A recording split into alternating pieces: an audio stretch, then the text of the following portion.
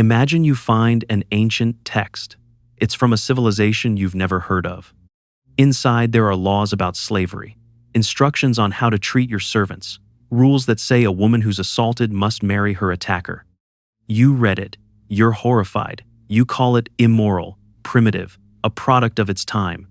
Now imagine someone tells you, no, this is the word of God, eternal, perfect, meant for all people, in all ages. You'd laugh. You'd call it propaganda. But here's the thing. That book already exists. You just grew up calling it holy. The question we refuse to ask. We don't read the Bible the way we read other ancient texts. Think about it. When you pick up the Quran, you approach it with distance. You ask questions. You wonder why it says certain things, where those ideas came from, what the author's intentions might have been. You treat it like a historical document, shaped by the time and place it was written. We do the same with Greek myths. We read about Zeus turning into a swan to seduce a woman, and we don't panic. We don't try to justify it. We simply say, of course they believed that.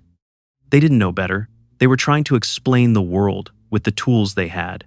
We're comfortable analyzing it, even dismissing parts of it, because it's not ours. It's theirs. And that distance gives us clarity. But when we open the Bible, something shifts.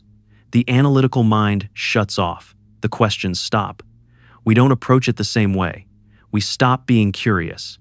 We start being defensive. We don't ask why it says what it says. We ask how we can make it sound better, how we can explain it, how we can soften the edges. And that's not analysis. That's protection. That's what you do when you're not seeking truth. You're guarding belief.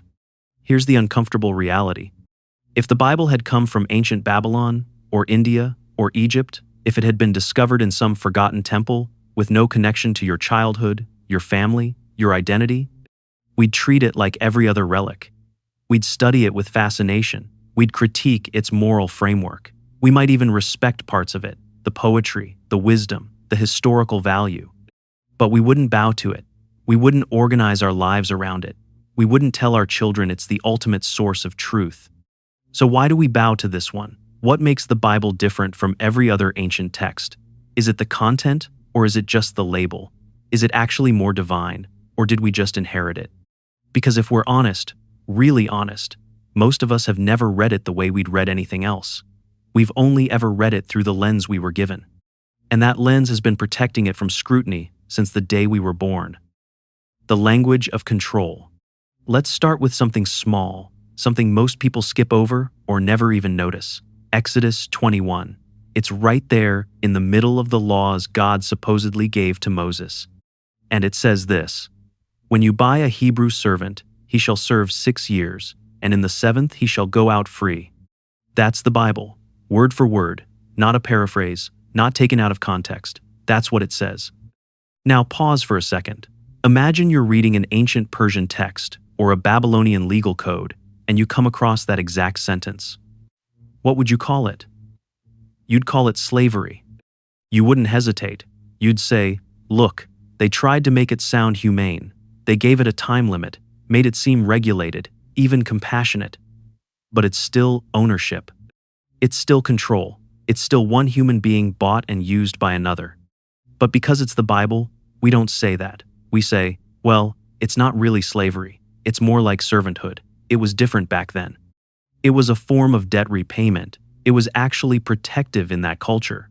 We twist ourselves into knots trying to make it sound acceptable, trying to separate it from the word slavery because that word feels too ugly, too wrong, too incompatible with a holy book. But here's the thing, it wasn't different. It was exactly what it sounds like. One person owned another person for 6 years. That's not employment. That's not volunteering. That's bondage with a timer. And the moment you remove the label holy from the text, it becomes obvious. You're not reading about freedom. You're reading about the regulation of human ownership. The Bible isn't condemning slavery here. It's managing it. It's giving rules for how to do it properly. And that's the language of control, not liberation. This isn't a text that says, do not own people. It's a text that says, when you own people, here's how long you can keep them.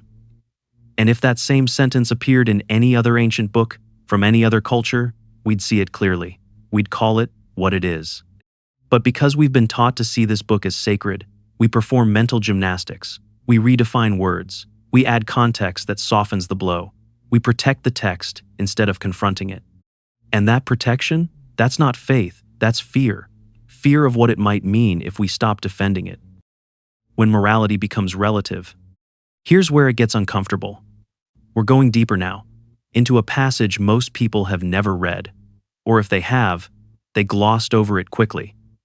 Deuteronomy 22, 28, 29. And it says this: "If a man meets a virgin who is not betrothed, and seizes her and lies with her, and they are found, then the man who lay with her shall give to the father 50 shekels of silver, and she shall be his wife, because he has violated her. He may not divorce her all his days." Let's translate that into plain language. If a man rapes a woman, he pays her father 50 shekels of silver and marries her. That's the law. That's the divine instruction. And he can never divorce her, which sounds like a punishment for him, but think about what it means for her. She has to spend the rest of her life married to the man who assaulted her. That's the resolution. That's justice, according to this text. Now, if you read this exact law in a Babylonian code or an ancient Sumerian tablet, you'd call it what it is: cruelty packaged as justice. You'd say, the woman is treated like property. You'd say this law protects the man, not the victim. You'd say it's designed to preserve a transactional system where a woman's worth is tied to her virginity and her father's reputation. And you'd be right. You'd be completely right. But because it's in the Bible, people don't say that. They say, you're taking it out of context. They say, you don't understand the culture. They say, it was actually progressive for its time because at least it held the man accountable. But let's be clear, no, the context doesn't make it better. The context is worse. Because this isn't a law meant to protect women. This is a law meant to protect a father's financial interest in his daughter's virginity. It's about restoring value to damaged goods. It's about making sure the father doesn't lose out economically because his daughter can no longer be married off as a virgin. The woman's trauma, her autonomy, her future, none of that matters in this equation. She's collateral. She's the object of a transaction between two men, her rapist and her father. And the Bible doesn't condemn this. It codifies it. It turns it into law. It presents it as the Word of God. And if that makes you uncomfortable, good, it should. Because we've spent so long defending this book, explaining it away, softening its edges, that we've forgotten to actually read what it says. And what it says in this passage is that morality isn't absolute. It's not timeless. It's shaped by power, by culture, by who gets to write the rules. And in this case, the rules were written by men, for men, at the expense of women. That's not divine. That's human. And it's ugly. The illusion of timelessness. Here's what defenders say when you bring up these passages. They say, you have to understand the culture of the time. And that's true. Context matters. History matters. We can't judge ancient people by modern standards. That's fair. But here's the problem, and it's a big one. If the Bible is a product of its time, then it's not timeless. If it reflects ancient cultural norms, the values of Bronze Age tribes, the economic systems of agrarian societies, then it's not divine. It's historical. It's anthropological. It's human. You can't have both. You can't say God's word is eternal and unchanging, and also say, well, it made sense back then. Those two statements contradict each other. Either the moral commands in the Bible are binding for all people, in all places, at all times, or they're culturally conditioned, limited to a specific context, useful for understanding the past, but not prescriptive for the present. Either it's moral for all time, or it's not. And if it's not, then why are we treating it like it is? Why are we building our ethics around it? Why are we teaching it to children as the foundation of right and wrong? The moment you admit the Bible reflects the biases, fears, and power structures of ancient Israel, you've admitted it's a human book, not a cosmic one. You've admitted that its laws about slavery weren't ahead of their time, they were of their time. That its views on women weren't divinely inspired, they were culturally inherited. That its violent conquest narratives weren't the will of God, they were the justifications of men trying to claim land and eliminate rivals. And once you admit that, the entire framework collapses. Because if God is all-knowing, why would his book need updating? If God is all-powerful, why would his moral law be limited by human culture?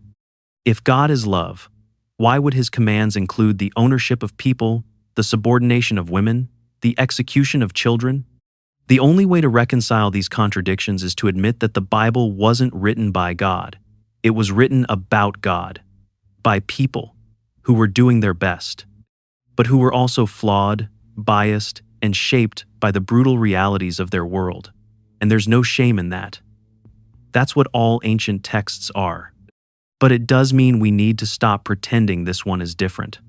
We need to stop calling it holy just because we inherited it. Because the illusion of timelessness is just that, an illusion. And it only works as long as we refuse to ask the hard questions. The double standard. Let's try an experiment, a thought experiment, but an honest one. Imagine a new religion emerges tomorrow. It's growing fast, it has millions of followers, and someone hands you its holy book. You open it and you start reading the laws, the commandments, the moral teachings, and here's what you find. Slavery is permitted under certain conditions, not condemned, not abolished, regulated. The book gives instructions on how to buy servants, how long you can keep them, how to pass them down to your children as inherited property. Women must be silent in religious gatherings. They're not allowed to teach. They're not allowed to have authority over men. They must learn in submission. Homosexuality is an abomination. The text explicitly calls it detestable, worthy of death. And disobedient children should be stoned, not disciplined, not grounded, killed, taken to the edge of the city and executed by the community. Now be honest, what would you call that religion? You'd call it extremist. You'd call it dangerous. You'd protest it. You'd say, this has no place in a modern society. You'd worry about its influence. You'd call it regressive, oppressive, fundamentalist. And you'd be right to do so. You'd be alarmed that anyone would follow a book like that in the 21st century. But here's the thing, all of those things are in the Bible, word for word. Leviticus, Deuteronomy, Paul's letters, Exodus, 1 Corinthians, it's all there. The slavery regulations, the silencing of women, the condemnation of homosexuality, the execution of rebellious children. It's not hidden. It's not a fringe interpretation. It's written plainly. So why do we react differently? Why does the Bible get a pass? Why do we defend it, contextualize it, soften it, when we'd condemn the exact same content in any other religious text? Because familiarity breeds tolerance. We've been conditioned to see the Bible as foundational, not foreign. We grew up with it. It was read to us as children. It sat on our family's bookshelf. It was quoted at weddings and funerals. It's woven into our culture, our language, our sense of identity. And that conditioning makes us blind. It makes us incapable of seeing it the way we'd see any other ancient text. We give it a pass we'd never give to the Quran, or the Book of Mormon, or the writings of L. Ron Hubbard. Not because it's better, not because it's more moral, more enlightened, more loving, but because it's ours, because we inherited it. And we've been taught that to question it is to betray something sacred. But that's not sacred, that's just tribalism, and it's keeping us from seeing the truth. What we ignore to keep believing. Most believers don't read the whole Bible. Let's just be honest about that. They read the parts their pastor highlights, the parts that show up on coffee mugs and Instagram graphics. The comforting parts, the poetic parts. Psalm 23, the Lord is my shepherd. John 3:16, for God so loved the world. The Sermon on the Mount, blessed are the peacemakers. Those are the verses people know. Those are the verses that get framed and hung on living room walls. And those verses are beautiful. No one's denying that. But they're not the whole story. They skip over Judges 19. Most people have never even heard of Judges 19. It's the story of a man traveling with his concubine. They stay the night in a city, and a mob surrounds the house, demanding the man be brought out so they can rape him. And what does the host do? He offers his own virgin daughter and the man's concubine to the mob instead. He says, "Do to them whatever you want, but don't hurt this man." The concubine is thrown outside. The mob rapes her all night. She dies on the doorstep. And the man's response? He cuts her body into 12 pieces and sends them throughout Israel. That's in the Bible. That's canon. They skip over 1 Samuel 15, where God commands King Saul to attack the Amalekites and utterly destroy them. Not just the soldiers, everyone. Men, women, children, infants, livestock. The command is explicit: kill them all. And when Saul spares the king and some of the animals, God is angry. Not because of the slaughter, but because Saul didn't slaughter enough. That's the moral of the story: obedience to God's command to commit genocide. They skip over Numbers 31, where Moses is angry at his commanders for sparing the women and children after a battle, so he gives a new order: kill every male child, kill every woman who's had sex. But keep the virgin girls for yourselves. 32,000 virgins, the text says, were taken as plunder. And this isn't a villain speaking. This is Moses, the lawgiver, the guy who brought down the 10 Commandments. And God doesn't rebuke him. God doesn't intervene. The text presents this as righteous. These aren't fringe verses. They're not mistranslations. They're not taken out of context. They're in there, written plainly, part of the same book people call holy. And if these stories were in any other religious text, from any other culture, you'd call them barbaric. You'd call them war crimes. You'd call them evidence of a primitive, violent worldview. But because they're in the Bible, we do mental gymnastics. We say, God works in mysterious ways. We say, there must be a reason we don't understand. We say, we can't judge God by human morality. But the reason is simpler, much simpler. It's a book written by men in a brutal time, trying to make sense of violence, trying to justify conquest, trying to explain why their tribe survived and others didn't. It's a book that reflects the worst of humanity, not the best of divinity. And the only reason we can't see that clearly is because we've been taught not to look. The real test. Here's the question that breaks everything open. It's simple, but it cuts through all the theology, all the tradition, all the emotion. And it's this: if the Bible had been written in ancient China, would you follow it? Really think about that. If this exact book, with all its laws, all its stories, all its moral commands, had come from a completely different civilization, one you have no ancestral connection to, would you bow to it? Would you call it divine? If it came from the Aztecs, would you defend it? If archaeologists dug it up in the ruins of Tenochtitlan and said, look, this was their sacred text, would you read those passages about slavery, about the treatment of women, about the commanded genocides, and say, yes, this is the eternal word of the creator of the universe? Or would you read it and say, this is a window into how they thought? It's brutal, it's fascinating, but it's not something I'd live by. If it was discovered on a dusty shelf in Baghdad, written in Aramaic by people you'd never heard of, if there was no church behind it, no cultural momentum, no childhood indoctrination, would you call it the Word of God? Or would you call it what it is, a fascinating, flawed, historically important text? A document that tells us how ancient people understood the world, how they justified their actions, how they tried to create order in chaos. You'd study it. You might even admire parts of it. But you wouldn't organize your entire life around it. You wouldn't teach it to your children as absolute truth. You wouldn't defend its darkest passages with theological gymnastics. Because that's what changes everything. Not the content, the label. The book hasn't changed. The words are the same. But the moment you strip away the label holy, the moment you remove the cultural weight, the inherited reverence, you see it clearly. And what you see is a deeply human book, full of poetry and violence, wisdom and cruelty, hope and tribalism, written by people trying to make sense of existence, trying to claim divine authority for their very human rules. We don't follow the Bible because it's moral. We call it moral because we follow it. That's the truth we don't want to admit. We've reversed the logic. We've started with the conclusion, this book is from God.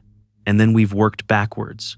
justifying everything in it, explaining away the contradictions, softening the horror, reinterpreting the text until it fits what we already want to believe. And once you see that, you can't unsee it.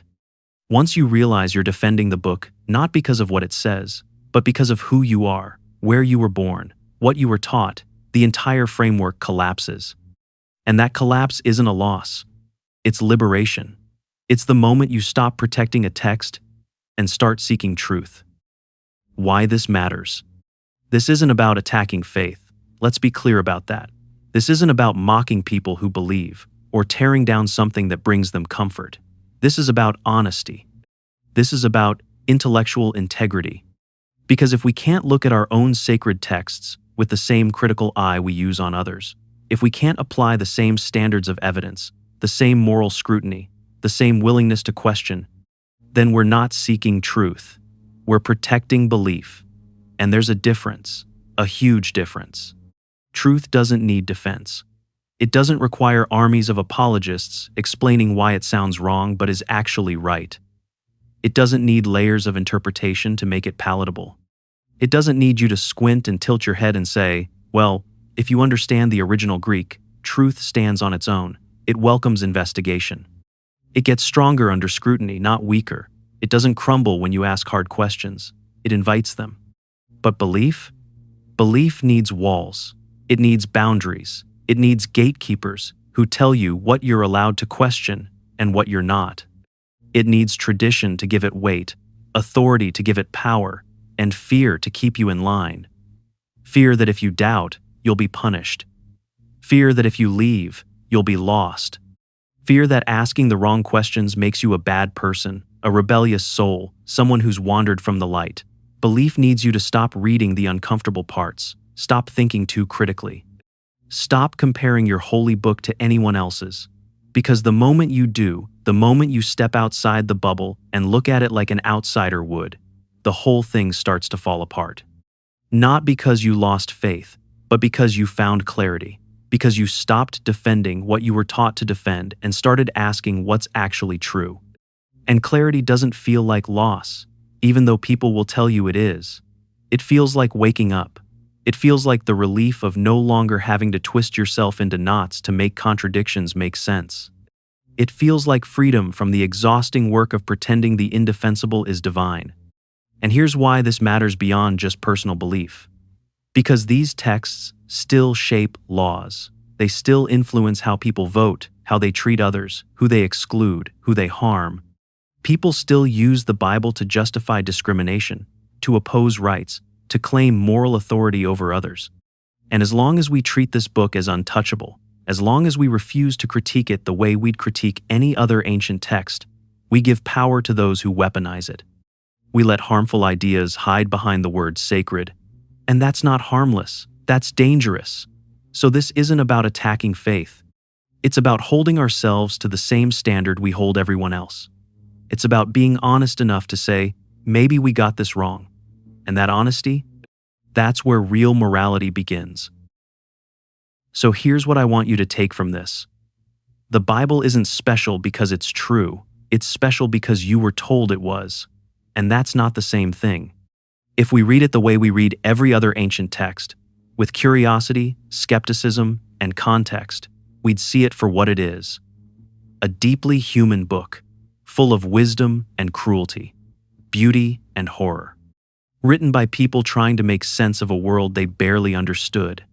And there's nothing wrong with that. But let's stop pretending it's something more. Let's stop defending the indefensible just because it's old. Let's stop bowing to words we wouldn't tolerate anywhere else. Because you don't need a holy book to be good. You just need honesty. And the courage to ask, what if I'm wrong? That question isn't weakness, it's strength. It's the only question that leads somewhere real. If this made you think twice about something you were taught to never question, stay curious. That's where freedom starts.